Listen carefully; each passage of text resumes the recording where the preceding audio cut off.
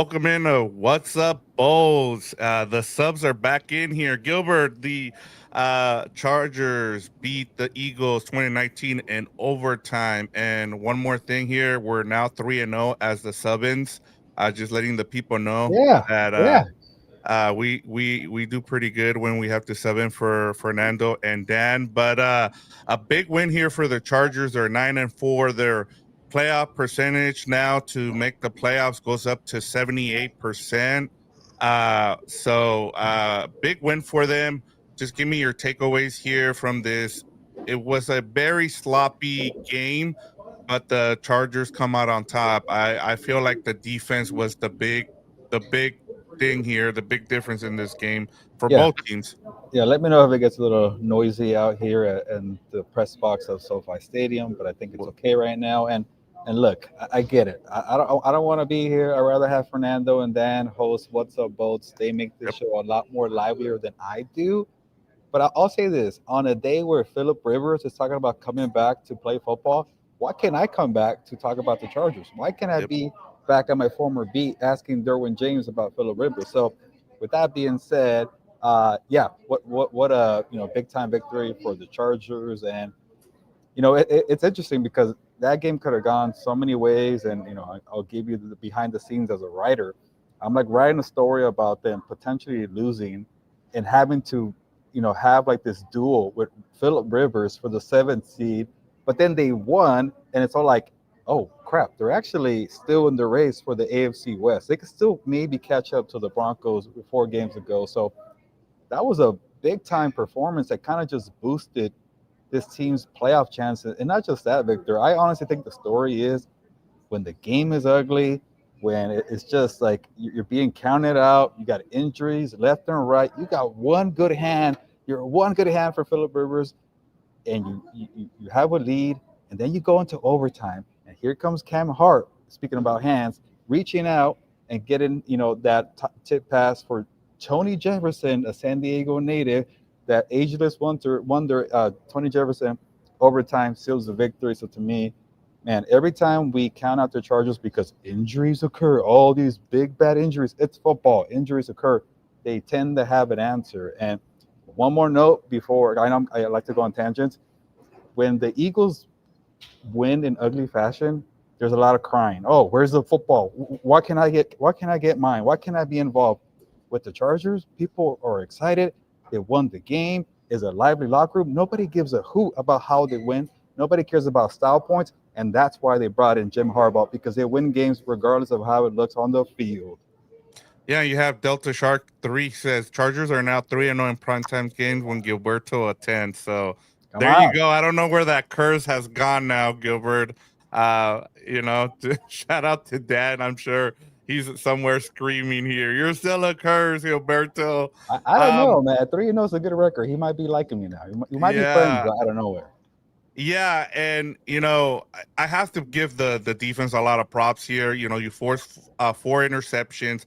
You make Jalen Hurts turn the ball over 5 times, including twice in one play. It seemed like, and the defense. I know it's been up and down this season, but when they needed them the most here, they came up big, and they needed the defense here, Gilbert, because Justin Herbert just got continue to get killed in this game. He was sacked 7 times. He was pressured on 68% of his dropbacks. He was 6 of 14 for 112 yards and an interception when he was pressured. And the thing is the Eagles don't even like to blitz. So a lot of this came on 4-man fronts. And so I know a lot of people in the comments are just like shitting on the offensive line, and rightfully so. This guy went out there and played with one hand. Like, the excuses we make for a lot of these other quarterbacks, we don't see it with Justin Herbert. And it just feels like tonight he proved it again. Like, what more do you want me to do? Like, you finally give me a defense. I'm out there playing with a broken hand, and yet I'm over here trying to do the best I can to lead this team. And one more thing, Herbert also scrambled on 19% of his dropbacks. He took a sack on 17% on those dropbacks. I mean, just like he had one of his worst performances offensively, and yet they still won, Gilbert. And then one more thing, I know people are saying that they won because of Herbert. Cameron Dicker going 5 for 5, is including that 54-yard field goal in overtime, which sealed the win there for the Chargers. I think it was a Jim Harbaugh type of win, right? Like you mentioned, a gritty, like, hey, we're gonna battle you all the way to the end, and we're gonna come out victorious. Yeah, Vic, I'm glad you gave credit to everybody else besides Justin Herbert, and I'll get to Justin Herbert. But man, they don't win that game without Jesse Minter's defense. They don't win that game, without Cam Hart and Tony Jefferson. They don't win that game, with the 5 turnovers. They definitely don't win that game without Cameron Dicker. And I know the overtime kick for Jake Elliott would have been a lot further than the one that Dicker had. It might have been like a 60-yarder. But they did Yeah. not have that same faith in Elliott. Elliott missed a 48-yarder before the halftime, and with Dicker, it was like cool. Like, that's the thing about Jim Harbaugh. He has a pulse for these type of games. These ugly, gritty matchups where they look hideous on TV. I know the Monsters Inc. Alternate broadcast was probably more entertaining, but this is when Jim Harbaugh thrives. And I gotta remind myself, and people in the comments, do it for me. Whenever I count out this team because a freaking injury occurs, Najee Harris going down, Joe Alt going down, Rashawn Slater going down, a bunch of defenders going down. He's gonna find a way, and that's what I take away from this game here. And I know people are pissed off about Greg Roman, but I think Herbert's taking that blueprint from Harbaugh. Like, you just gotta find a way. And somebody asked Justin Herbert, like, and sometimes I think these questions are kind of like, what do you expect the guys to say? And and Chris Rim asked it. It was a good question. He said, where does that come from that you want to play for your teammates? Where do you get that toughness that you want to be out there despite a broken left hand or a broken rib or some foot injury? And he's like, man, like I just saw my teammate, I think he mentioned Elijah Molden and a bunch of DBs, like they play with broken hands. I should be out there too. And I started saying, like, maybe Trey Lance will be out there because you just had surgery on your hand. You have Trey Lance taking starting reps and practices, and that ate at Justin Herbert. But man, I'm never going to question that guy's toughness. You said it. People like to harp on Justin Herbert, but he delivered 66 rushing yards. He made something happen when nothing was happening in the passing game. I think only one receiver caught a pass in the first half, that being Trey Harris on that great rollout to the left, 18-yard strike. And then, even in the second half, I saw like one catch from McConkey. I saw not much from Quentin Johnston. It was pretty much dump offs to Kamani Vidal. I think Omari Hampton got lost in the shuffle in the second half. He had that touchdown in the opening drive, but you had to kind of just find something here. And I'll keep promoting my story here because that's what I do best, right? Talk about myself. Yep. And Do it. I wrote about pretty much calling and I just watched Frankenstein on Netflix. People don't like Netflix right now, but I think they still have good content. And You gotta watch that in theaters, Gilbert. yeah, I'm sorry. I don't Go care. ahead. We're gonna debate about that. I don't care about movie theaters, but Yeah. I call Jim Harbaugh the Victor Frankenstein of coaching because he just creates something out of nothing. And this game plan for a one-handed Justin Herbert was his latest creation. It's like, hey man, can you go under center? Can you create the illusion of being able to hand off? And for the most part, he was able to do it. But Herbert lost the grip a couple times. Nakobe Dean kept coming through that paper thin offensive line. I'm sorry, O-line, but he just kept finding ways to hit Justin Herbert. So he wasn't able to hold the ball. But I think just being willing to go under center to give the handoffs said a lot. Maybe the running game wasn't coming, but you create the illusion of a balanced attack without having to do play action. And he took off many times scrambling. So to me, little small details like that where you're able to say, okay, we still bring the Harbaugh brand. We're still physical. We can still be balanced. It's not going to work offensively. But at the same time, man, it's just not Justin Herbert. The 5 turnovers, the field goals from Dicker. So to me, and I'll say one more thing, Victor. The defense that they face tonight is pretty good. But now you get Houston, Kansas City, Denver. And you know what? I think this team could still win a bunch of games because they just know how to find a way. Like, in the Sunday Night Football game against the Chiefs are playing lights out defense. But you know who was, standing in the pocket and taking the hits? It was C.J. Stroud. I think Herbert could do the same thing to the Chiefs next week. I think the Chargers are better than the Broncos, even though they're 11-2. Like, I honestly think they can maybe catch them, and I kind of want to see it. But it was just a game that was all over the place. But at the end of the day, everything is still right in front of this team right here, and I'm done counting them out. Remind me in the comments when I talk crap about them in a couple of weeks. Yeah, and then you also, bring in the Eagles fans. I mean, it was mostly Eagles fans in the stadium as well. So, I mean, they played really good. They were up for the test against, you know, a good Eagles defense, like I mentioned, and I think it was Delta Shark 3 said I saw that it was 12% of the blitz rate from the Eagles, and all the pressure was on the baseball or man rushes. Honestly, though, that 12% of the blitz all came from the Kobe Dean, like you mentioned. Like he was coming up right up the gut, and in one of them, Amari, and I thought he did his best to try to keep him in front of him, and then Kobe Dean forced a fumble there. But you know, at the end of the day, what really matters is that you win, and you're in position to, like you said, catch the Broncos. You're 2 games behind now.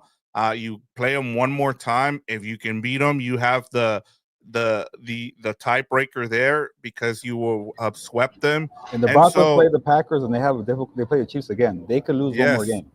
yeah, and like I thought this was such a big game for the Chargers too, Gilbert, because I brought it up in our group chat that if the Chargers lost this game, they were pretty much next this upcoming week's game against the Chiefs was going to be for the 7 seed, because I just felt like, hey, like the 6 seats were going to be already booked by that time. Now you stay ahead of the Texans in as the 6 seed, and then you can keep moving up and eventually win the division if you're able to win out. So everything's still on the table for this Chargers team. You have a shot at the division, and then you also have a shot at making the playoffs. And with this win now, they're at 78% chance of making the playoffs. And then one more incentive, Gilbert, to win on Sunday. You get to eliminate the Chiefs. You become the executioner now, and you're the one that is now can say, "Hey, we're the ones that ended the dynasty that is the Kansas City Chiefs." Yeah, no, that's a great point by you, Vic. I think one more loss will definitely eliminate the Chiefs. I think that if they win out, they'll be 10-7. They will have a chance, but the Chargers are doing well. So the Bills and the Chargers both have 9 wins, and then the Texans have 8 wins, but they seem that they're going to keep winning. Obviously, they have to play the Chargers, but And you the know, Jaguars still can win 2 more games because they have, I think, the Titans and yeah, somewhere else. I think the AFC South is going to get 2 teams. And yeah. then with the Danny Dimes injury, the Colts are out. They're losing the rest of their games. I Yeah. don't see the Colts winning another game. So And even if the Chiefs win out, like say the 7 seeds Houston or Jacksonville, they both beat the Chiefs. So I think it's all set up for the Chargers to eliminate them mathematically this yeah, week. That'd be great. Go ahead and go get that for Dan. Dan, we're rooting for you if you're watching. yeah. So yeah, everything's still right in front of them. And like Victor, like I don't know how much better they can get from what they showed today, but it's gonna be enough. I think when you tell people you're going to play in our terms. We're going to play smash mouth football. Muddy up the game. We're going to force you into turnovers. We're going to frustrate you all day. That could be enough. And honestly, like you know, having to face Houston and Kansas City and Denver, and I'll throw in Dallas too. I think Dallas still has some respect, but like that's a murderer's row, especially for those 3 defenses. And I give Jim Harbaugh a chance because he knows how to play that style. He might not have the same horses on his team, but man, he just knows how to find the way. And I think that's why they pay him the big bucks. I get it. People are frustrated with Greg Roman. They want him out. But we got to look at the situation. Injuries occurred. And one positive, I think, from the Amari Hampton injury, Kamani Vidal, or Vidal, I forgot already. Sorry. Yeah, Kamani, I Fidel forgot. or some. Yeah, I forgot. same. He carved out a role for himself. And Yep. now with having Hampton back, you could tell that's what Harbaugh wanted to do, have this 2-man rushing attack. He wanted that with Najee Harris and Hampton, and then you have your tackles and Slater and Alt. It didn't work out that way, but you create other guys to step up for you. And I think that's the confidence that Harbaugh builds in you. When you're a 6th-round pick from Troy and people are saying, why are you on this roster? Why are you starting running back? He builds you up. He kind of has that Pete Carroll confidence school of hard knocks, but also adds that blend of physicality. We're like, hey, man, or like that Dan Campbell, we're going to bite you at the kneecap. So, I think that's the strength that this team still has is having a coach like that to find the way The strength was supposed to be the O line. It did not occur. The strength was supposed to be the Russian attack. The strength was supposed to be your defense and the star quarterback. It's a coaching, and I know people don't like Roman, but Harbaugh is still the one pressing the keys at the end of the day.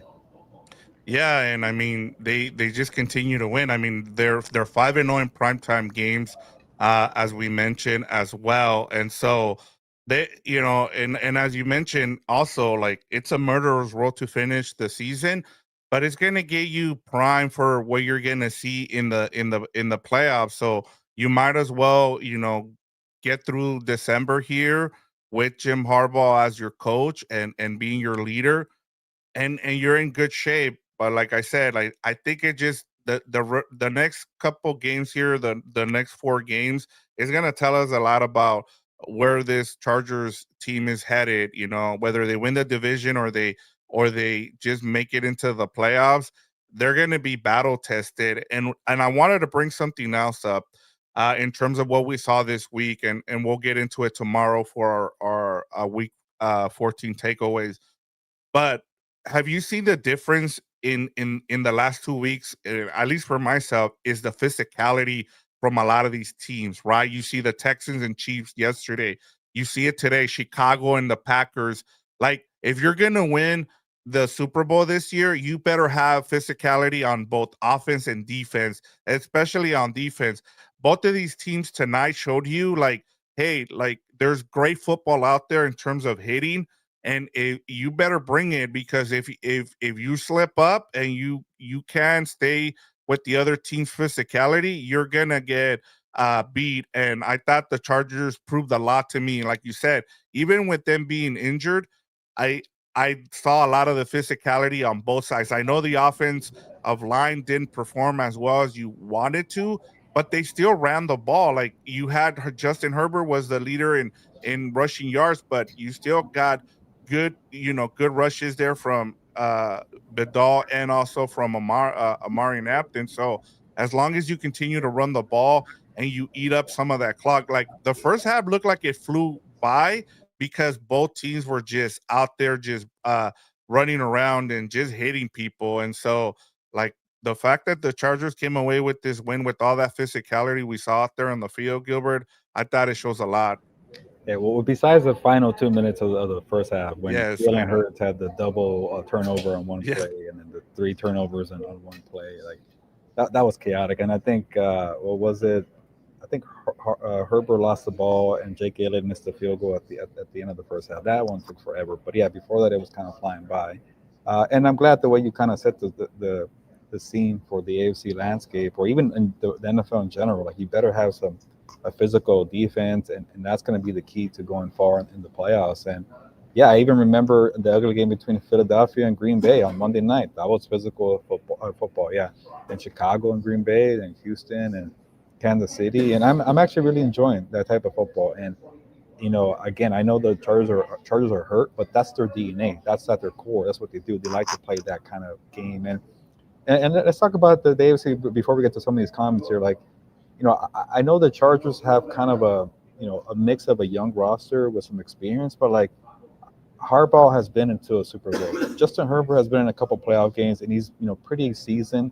Derwin James has been to the playoffs. Tony Jefferson has been there with the Ravens, and he's making plays. So when you have like an upstart young team like New England, that could be an advantage. When you're facing an experienced team like Buffalo, that's not as physical, that could be an advantage. So to me, Hmm. they kind of have a little bit of everything. Yeah, they're banged up, and yeah, they're kind of playing in ugly fashion. But what's really outside of the elite defense, the best of the best defense? What's the difference between Houston's offense and the Chargers' offense? Like, I honestly maybe would like to have the Chargers' offense. I'm kind of having a hard time saying that because I don't know what to believe.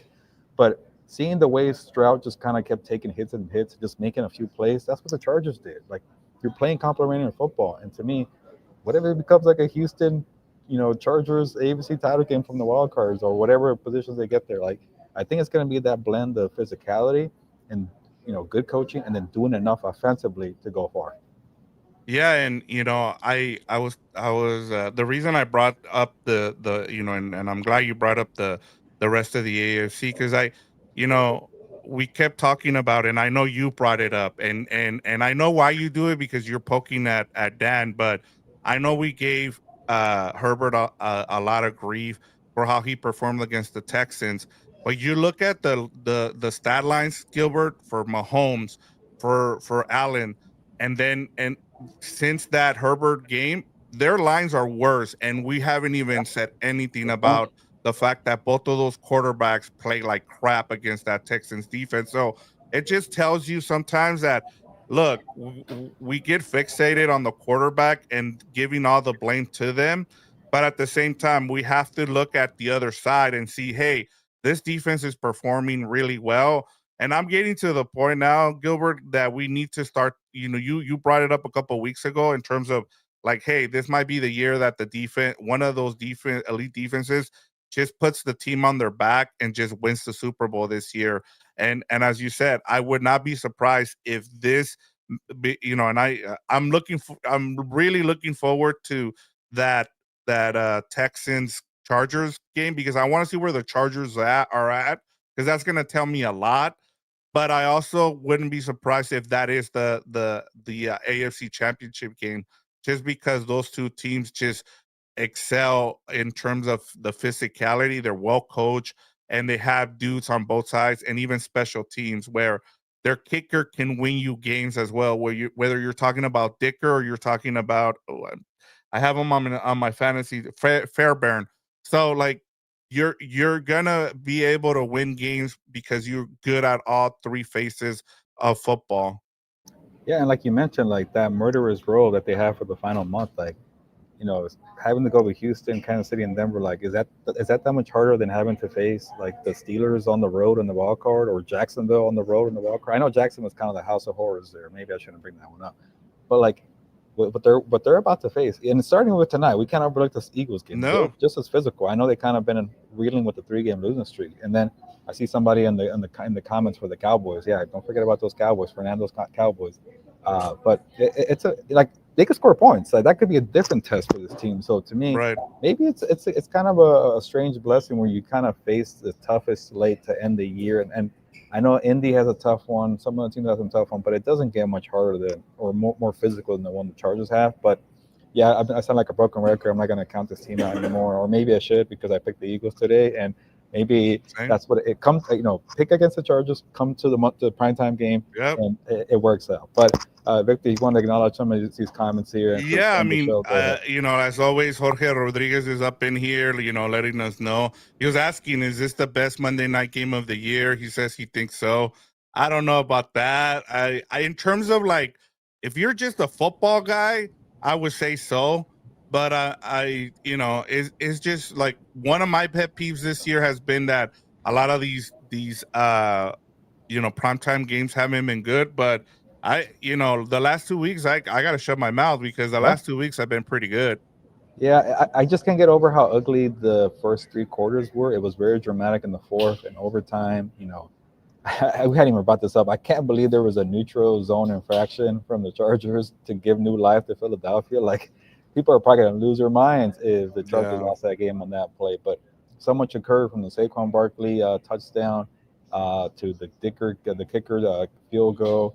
Devontae Smith getting that big time play. I want to say on 3rd and 16 for That was 20 yards. Jalen Hurts' best throw of the night, Yeah, and it came in clutch. and even that fourth interception wasn't really on him. It was just a great play from Cam Hart. So it was just a lot of plays to hold his credit. I just couldn't get over the first 3 quarters, especially the final 5 minutes of the first half. It was pretty ugly. But hey, it was dramatic. Playoff implications were on the line for 2 different conferences. Like I've been because I got the Chargers tonight for my assignment. I haven't really focused on what that means for the Eagles losing. They might be the 7th seed, or they might not even be in the playoffs after what happened. So there was so much Uh, at stake. I will tell you this, Gilbert. One of the I thought the streak of a different division winner in the NFC East was over. But they kind of just let the door open for the Cowboys to sneak in there and win Yeah, that division out. And like you said, not make the division. I mean, not win it. So maybe I forget that the we Eagles are saw the still. downfall. Remember, Yeah, Gilbert, and I'll bring this up, and this will be the last thing with the Eagles.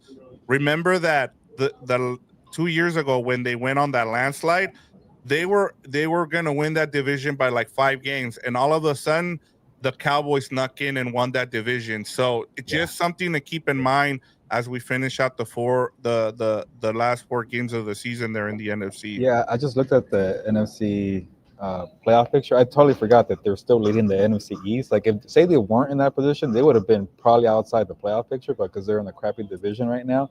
But hey, they're only 2 games ahead of. I forget what the tie, but they do play the Commanders twice. They do play the Yep. Raiders, so they could definitely hold it Oh down. yeah. But there's still a lot of football to be played, and yeah, and then like you mentioned, I was really satisfied with what I saw from Texans and the Chiefs. I know Packers Bears wasn't a primetime game, but it was a 125 game, so it's been some good football this week. Yeah, I'm with you. And then we got the cheese eating bastard here. He's in here while Dan and Fernando are not here. He says Chargers have a long way to go to see them making the playoffs. And he says SI swim editor without a hat on. Nice. Hey, Cut believe it or G. not, cheese eating bastard. By the way, the Packers are the #1 team on power rankings. I don't know if that answers your question, Jorge. I don't have a favorite team. I just kind of, get on the bandwagon of teams that win. But it takes a lot of work to get my hair like this, so that's why I usually wear a hat. So thank you for noticing. He says Herbert is a dog. Take him over any QB in the NFL. That's why the guys fight for wins for him. That is Yeah, St. a lot of Louis respect, man. Mark. Yeah, big time respect today. Yeah, and I just want to acknowledge the rest of the people on here. I know we're sorry the guys couldn't make it today, and you're stuck with us. But I just want to give a shout out to Joseph Miranda. He was on here like way before I hopped on and started working on the rundown here in terms of getting the show prepped. And then Pedro Ramirez as well. He's like defense is elite. So he was still waiting there for a little bit, and so I just want to say thank you. We had Angel on here as well. He was like, "Is Dan back at from Camp Rock?" He is not back from. Well, maybe he's been back from Camp Yeah, Rock. he's been doing some Well, stuff. He's vacationing for a little bit. yeah, he's on vacation, and then one more from Angel. He says, "Tell Fernando and Eric to take it easy at the Hong Kong tonight." So, Yeah, I just saw uh, Eric take off not too long ago, so hopefully, yeah, he's he's on safe. his way to Hong Kong Yeah, there. So, and I want to acknowledge everybody. You got Jason Brano here. Bring in Dan. He celebrated long enough. So, hey, maybe we need to do these. We need to sub in a little more. They are 3-0 when we sub in here for the guys. So, I just want to give a shout out to everybody here in the comments. Uh, yeah, I mean it's been awesome to see, and you guys have a really good team. So continue to support 5-0 the in prime channel time. here with what's up, That's Bolts. impressive. 5-0 in prime time. I forgot that I even jumped on for that Steelers game when I was doing it from home. So yeah, Yep. when there's the nights the lights are out for the nighttime game, this team tends to show up. Yeah, yeah, and and we'll we'll see when the guys are back. We'll let you guys know. But we are back. Gilbert and I will be back tomorrow for our week 14 takeaways, our Tuesday show. We couldn't do the show today, our Lunes live, because the guys were on assignment. So, but we'll be back with more content tomorrow, Gilbert. But a big win for the Chargers now is they're 9-4 now, and their chances of making the playoff has gone up to 78%. So, Not bad. and yep, and 2 games behind the Broncos with the chance to take the division, Gilbert, with 4 games to go.